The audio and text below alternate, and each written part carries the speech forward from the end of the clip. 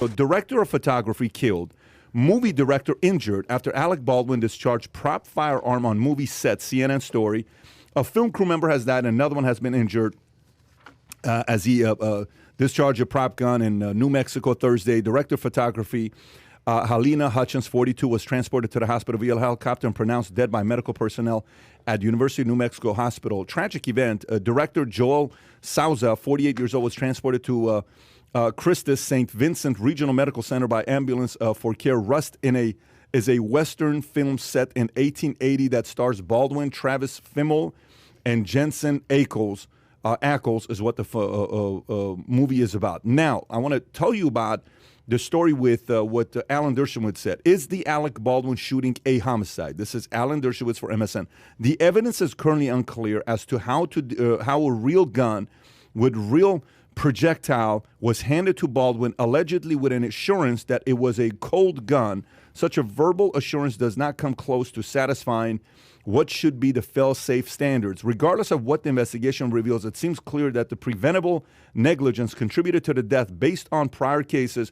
It should have been crystal clear that no gun or projectile capable of being fired should have been on the set or anywhere near Baldwin and any other actors. According to numerous newspapers, reported film productions still often use real guns loaded with blanks. Accordingly, these involve actual gunpowder and a cartridge that can provide a realistic-looking flame and spark. Burns and other minor injuries are common, but serious injuries are death are unusual. It is likely that the killing of Helena Hutchins could constitute a homicide. That is a criminal killing. The remaining questions are who might be criminally responsible for the killing and what degree homicide fits the evidence. So having said that, I'm going to go to you first. What are your thoughts about this? Look, I think... Obviously, the biggest question is, will Alec Baldwin go to jail for this? Will he be charged with, killing somebody? Well, look, I think... Number one, that's just what a sad situation. Are you kidding me? Just that you're on a movie set, you don't think anything other than, imagine just coming to work today and, hey, everyone get your set ready, bang. Okay, so I think she was married, she had a young son, and Alec Baldwin gave a heartfelt response to the family. There was the director, apparently shot as well. Mm-hmm. I don't know if it was the same bullet. In the shoulder, yeah, same bullet. You asked the question, what's going to happen to Alec Baldwin? I don't think anything whatsoever is going to happen to Alec Baldwin as far as, being charged with anything, being sentenced to anything. I think, look at the evidence that's happened here. He was quote unquote given a cold gun. I think the biggest question here is what the hell was going on that set? They said that the assistant director had previously was fired because of multiple gun incidents on a set that he was on.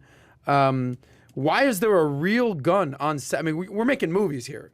We're making fake stories, but you have real guns on set.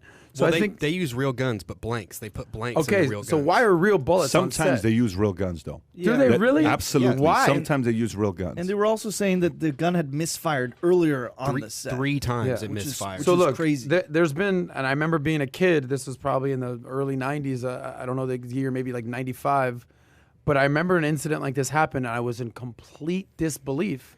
And who was that person? Brandon Lee. Brandon Lee. You know where Bruce it was Lee's son. Where was it? It was at YMCA where I was working out at, 1995. Get out of here. That's the YMCA I worked out at. In what year? 95? Yeah, that's the YMCA I would go yes. to. Glendale, California, right off of Harvard. Yes. By Rafi's place. It's like it's a 30-second walk from Rafi's place. That's when it was all over the place. Brandon Lee, when he got shot and killed. You literally weren't even born then. No. Okay, I think you were just born. Yeah, 95, just born. And but I remember that happened. Yeah. I'm thinking, is this a fake story? Yeah. This is pre, fake news and that had TMZ. conspiracy theories behind it. That story had Bruce a bunch of Lee's other things. son was filming. I think the movie was called The Crow, and an accidental firearm went off, and Brandon Lee was killed. Like, holy shit, Bruce Lee's son. So there is a case example of this. I'd like to see what happened in that incident. I have the answer. It was ruled an accidental death by prop gun on movie set. Okay, and then was anybody charged? No charges were filed. No charges were filed. I think that's going to be the same way. Yeah, look, I don't think. Look, do you think? Look, I know that this is not to be funny or humorous, but where's Alec Baldwin made himself famous, re-famous again over the last few years, playing Trump? And one of Trump's famous line is, "I could go shoot somebody on Fifth Avenue. I won't lose any supporters." So, look, the analogy there is, I think he feels horrible. Like, Alex, whether he's charged with something or not, which I don't think he will be, Alex Baldwin has killed someone, murdered someone. Right. And he's got to be feeling the grief. Alec Baldwin. Yeah, Alec Baldwin. Yeah. And just a tragic situation, but I don't think he's going to be charged. Your thoughts? Well, everybody keeps bringing up the old tweet of his from 2017, quote, "I wonder how it must feel to wrongfully kill someone." And now he knows. You know, it's sad, man. It's really sad. But at the same time, it's not so Baldwin was just an actor, right? But he's also a producer for the film, so he bears some responsibility in that. The armorer for the film was not qualified. She was like 24 years old. And she said something like, I don't know what I'm doing. I've not done this before. I'm not an expert in this. You're talking about the young girl. Yeah. Right. Yeah. She had previously given a gun to a child on set. She didn't know how to load the blanks. Yeah. I mean, there was... said this on the podcast. By the way, I'm not...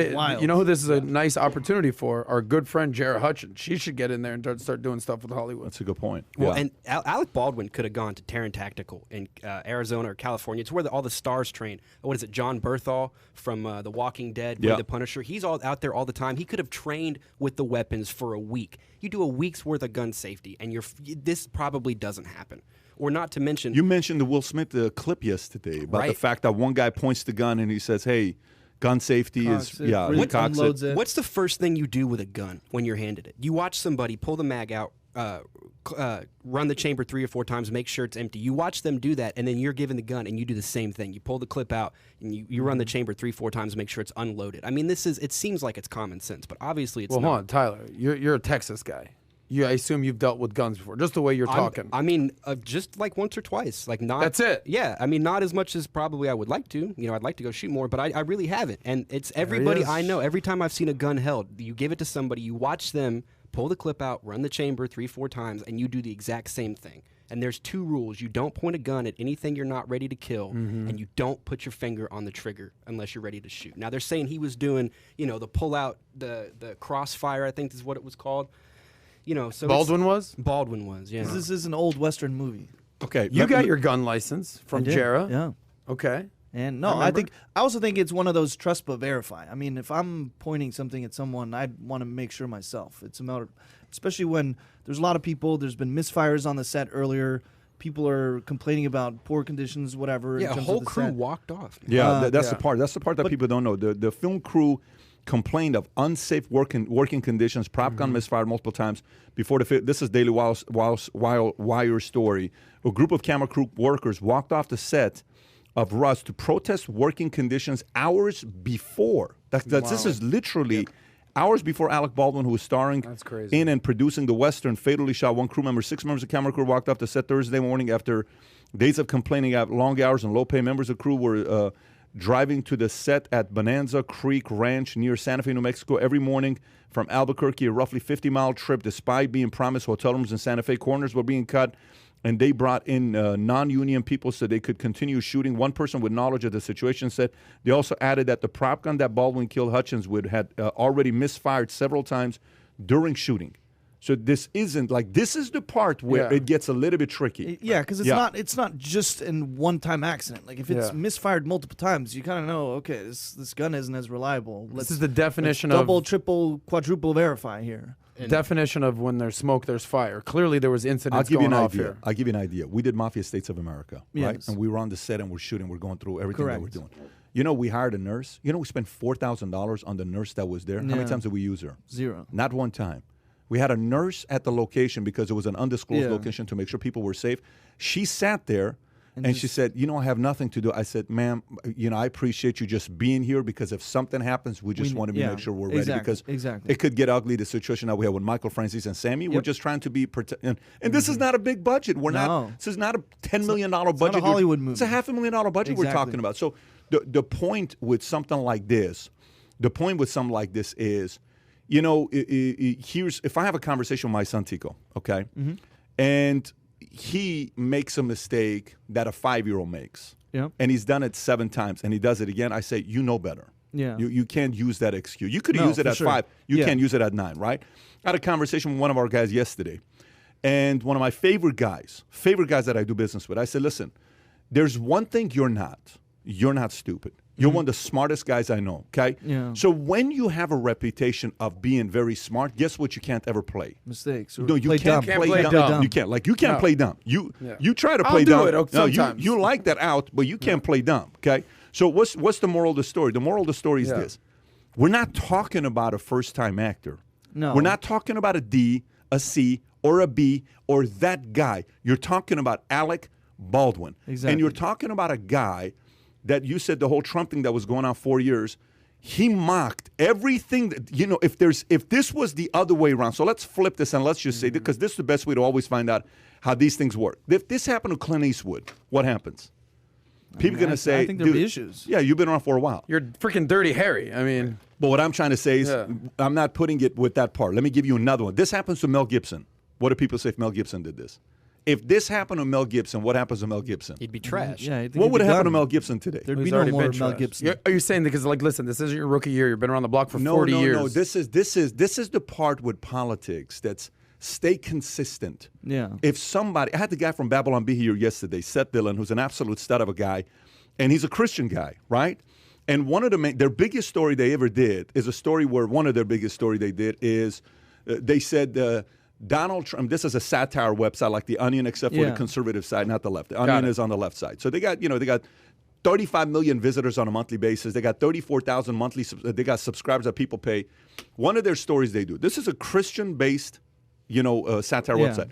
The article said Donald Trump says, I've done more for Christianity than Jesus himself. Okay, this is the story, and it goes viral. It gets shared 3.5 million times, not liked, not shared 3.5 million times. He texted me this morning. Okay, he texted me this morning to share with me the article. David, I'm gonna try to text this to you for you to share this. This story just came about. He says, Pat, this is not a joke. Donald Trump just said the following thing. Okay, this was said 2 days ago, 3 days ago. Donald Trump said this month, nobody has done more for Christianity or evangelicals or for religion itself than I. So that's a true story? This is a true quote from Trump, what he said, right? Okay. Well, he has. So, but the point is, I want to share this with you. David, do I have your number or no? David, I just sent it to you. Just put it up so people can see it. So here's the question where I'm going with the story, okay? Mm-hmm. Stay consistent. Yeah. If this was Mel Gibson, would you have played the same position you played MSNBC, CNN, and all the late night shows that are defending Alec? Because to me, if it was a Mel, if it was a Clint, if it was even throw a Vince Vaughn or Libertarian in there, how would you have handled this? Would you have come after him? I don't know. I'm not telling you yes or no. All I'm saying is I don't know. Do you see them they're playing politics with this? They're doing whatever they can to put the blame on the producer and the set, not on Alec. What they don't realize is the fact that he is one of the producers. So this is a responsibility on you being the producer. So it's not a simple situation. I just came here, I acted, and we left. What happened before? The complaints, unsafe environment, all of these things, if the attorney on the other side is arguing, they're going to use this, okay? And then forget about the guys on the other side that are going to mock him for what he said in 2017. Yeah, uses words against him. So I'm sorry, this is karma catching up as well a little bit. If you play that card, you have to be ready that this is going to catch up. What's the biggest thing I say about Trump? He keeps creating unnecessary enemies. I'm sorry, you did this to yourself, Alec, and now you're going to get some of it because you kept joking about this. Now you did this, you're going to be held accountable for it. Now, the question, do I really think he's hurt? Do I think this really messed with him for him killing a crew member? What do you think? Absolutely. Emotionally, Absolutely. yes. Absolutely. Yes. There is no question about it. I fully believe the guy's devastated with the fact that this took place. And I don't even think it's devastated from the standpoint, oh, babe, am I going to go to jail? Yeah, like you're talking to your girl. I really think he's hurt. I really think he's mourning. I really think he's struggling with it. But at the same time, we have law and order. We have justice, okay? In the point you made yesterday that I don't know if you know when you talk about a guy like this, an A-lister, nothing's going to happen to the guy with an A-lister. I actually agree with you. Yeah, okay, we're on the same page there. I think this has happened 3 times. There was another guy in the 80s that this happened to, a 24-year-old stud actor that was coming up and they shot him as well. I don't know the name. He wasn't a big name, but it was before our era in the 80s when this happened. We'll see what's going to happen here. But if a Dershowitz is saying you're going to be held accountable for this, Dershowitz. Or he's saying someone's going to be held accountable. But he's a producer, obviously, though. Buddy. Well, He's a producer. No, 100%. So if you were being too cheap to bring somebody, like they were interviewing a guy that's a former FBI guy, and what he does today, he gets hired to sit on sets and making sure everything is safe. You're supposed to do that on productions, 100%. okay? So he said, every time before gun goes, somebody looks and says, okay, boom, boom, boom, here you go, good. That's their job. Quality control. If you don't have that guy, Then then you're the liable. liability is on you for sure. not wanting to have that guy. So who is the person? Who's the executive producer? They're going to go to that. So I think it's not going to be a pretty sight, but And I also think that when you have movie sets where you're cutting a little bit on costs here or there, like you kind of get away with it at the time, but when shit like this happens or accidents happen, everything is going to be scrutinized, and then it's just going to be blown up to here's what sucks a bigger about one. this. Here's what sucks about this. Here's what sucks about this for the creative that I just thought about. So imagine the creative that can't afford to pay Alec the money that they want to pay him. Yeah. And let's just say they're trying to get a guy just come and do a cameo or just come and do something basic. Here's a role I want you to play. Dude, the standards for what's going to happen with movies going forward is going to go to a whole different level. Here's the other thing that's probably going to happen as well. Incidents like this, with the current climate that we have, SAG is going to over-regulate like never before. The cost of what it's going to be required to have on every single set just went to the roof for this. So the small business owner creative is sitting there saying, freaking A, expenses probably just went up 10, 20%, and we can't even afford it, but we got to do it now. No, you can't play a game at that point. No, you can't. It doesn't have to be a cost thing. It's a competence thing. If you just you don't have to hire somebody that's expensive to have somebody that's competent. You just have to vet them and do your research and put the proper systems in place. You don't have to spend a ton of money to do this. You're right, and but as this gets scrutinized, you realize that there were multiple failures at every angle. The 911 call, the woman that called in said somebody's been shot, turned it and was talking to a colleague while she was on the phone, and said that the assistant director had just yelled at her at lunch. Like she was cursing, by the way. Right. Yeah. This whole movie was just a cluster, and as it gets scrutinized, you realize that it wasn't just the armor; it was failures at multiple points, and it could have been prevented, which is really what's sad. Oscar just said something. He gave $5. Thank you, Oscar. He said if you handle a real firearm, you are 100% responsible to ensure that there is no round in the chamber capable of firing a projectile, involuntary or not. That's involuntary manslaughter, is what Oscar calls it. That's the firearm world fully complies by that. That's the rule. Treat every gun as it's loaded. Yeah. Treat every gun as it's loaded. But I mean, to circle back to your point, there was a case example of this exact situation, and there was no legal charges that no one was held accountable for that. No, not at that point. Look, like you brought up a very good point with the SAG stuff. Very good point. And it says here in the Daily Wire, corners were being cut, and they brought in non-union people so they can continue shooting. So I think you're spot on that they're gonna. Yeah, but this is gonna hurt the creative. I'm not supportive of that. Especially small indie films. I don't like that, but unfortunately it producers, is. Yeah. Unfortunately, it is. Like when I was a Hummer mechanic and you would work on the truck, and that's what I did. And my boss, Sergeant Braxton, he was the motor pool sergeant.